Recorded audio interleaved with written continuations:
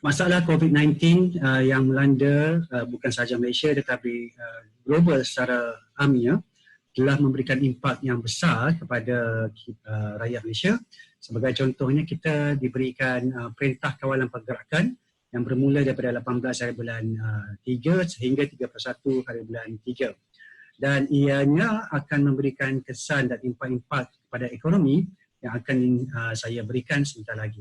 Pertamanya ialah ini juga berkaitan dalam sistem makroekonomi di mana kita melihat kepada konteks hutang negara dan juga kepada hutang korporat yang akan memberikan bebanan apabila sebagai contohnya kita tidak dapat memperolehi pendapatan sewaktu Perintah Kawalan Pergerakan ini dilakukan.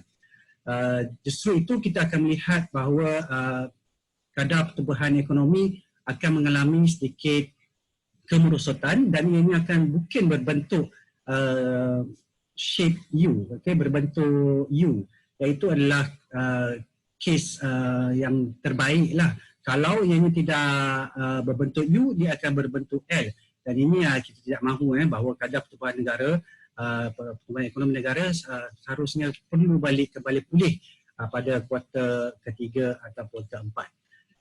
Seterusnya kita lihat pada industri-industri yang terlibat, yang secara yang setelah kita ketahui, industri yang terlibat yang secara terus adalah industri pelancongan, industri penerbangan, industri peruncitan dan sebagainya.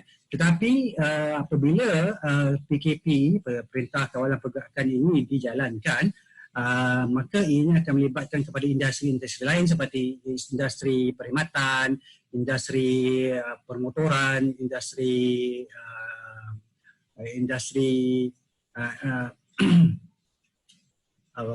perniagaan dan sebagainya. Dan apabila kita melihat kepada konteks kenapa kita perlu membuat Perintah Kawalan Pergerakan ini, memang sepatutnya diperlukan kerana objektif kita adalah untuk mendaftarkan keluk wabak COVID-19 ini. Jika kita tidak melakukan apa-apa, maka kita keadaan ekonomi akan menjadi lebih teruk daripada yang mungkin kita akan lalui. Justru itu objektif utama PKP adalah untuk mendaftarkan wabak COVID-19 ini. Dan apabila kita membuat PKP, apa yang kita harus lakukan ialah untuk membuat social distancing, iaitu menjarakkan diri kita sekurang-kurangnya 1 meter di antara satu sama lain, mengelakkan perhimpunan-perhimpunan besar dan sebagainya. Dan kedai-kedai juga ditutup, hanya kedai-kedai yang menjual barang keperluan sahaja yang boleh dibuka dan hanya ketua keluarga yang sahaja boleh membeli. Dan ianya akan membuatkan ekonomi kita agak terjejas kerana perbelanjaan rakyat akan berkurangan. Dan apabila berlakunya wabak ni, pandemik wabak ni, maka secara amnya kelakuan pengguna atau kelakuan rakyat akan menjadi adverse behavior, dan ianya akan mengurangkan permintaan dan juga ia akan mengurangkan penawaran, dan juga ia akan mengakibatkan satu lagi ialah kejutan kepada pasaran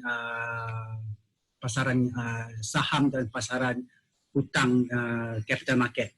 Dan impak-impak yang kita boleh saksikan apabila berlakunya social distancing ini ialah banyak kedai-kedai kecil sebagai contohnya IKS kecil yang terpaksa menutup perniagaan. Berbanding dengan syarikat-syarikat besar, mereka mempunyai aliran tunai yang kukuh, mereka masih boleh membayar gaji kepada pekerja. Walau bagaimanapun, kalau syarikat-syarikat IKS ini yang bergantung kepada jualan harian dan sebagainya, maka kemungkinan besar ada golongan pekerja yang terpaksa diberhentikan kerja ataupun diberikan cuti tanpa gaji, dan kebanyakan dari mereka ini adalah daripada golongan-golongan yang berpendapatan rendah, iaitu golongan B40.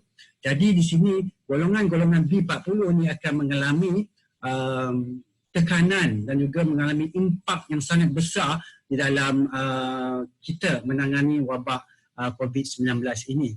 Justru itu package rancangan yang khusus untuk membantu golongan-golongan B40 ini perlu dirancang dan dilaksanakan untuk meringankan beban golongan-golongan yang tertentu ini, terutamanya golongan B40 ini. Apabila industri-industri kecil ini telah terjejas, kita akan melihat golongan B40 akan juga terjejas. Justru itu, pakej rancangan perlu digemblengkan untuk membantu IKS dan juga golongan B40 ini.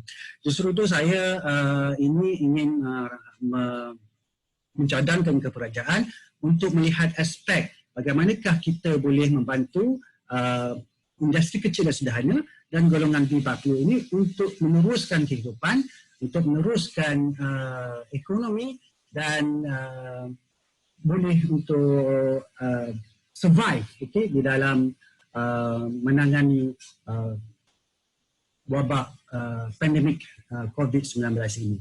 Secara conclusionnya kita boleh lihat bahawa ekonomi akan menghadapi tekanan dan kita berharap bahawa ekonomi akan bergerak seperti U, iaitu turun dan kemudian naik. Dan kita tidak mahu ekonomi berbentuk L, iaitu turun dan terus mendata sahaja ke bawah. Jadi itu kita perlu lihat bagaimanakah kerajaan dan juga pihak swasta dapat membantu menangani masalah ekonomi yang berkaitan rapat dengan social distancing, Perintah Kawalan Pergerakan dan juga wabak COVID-19.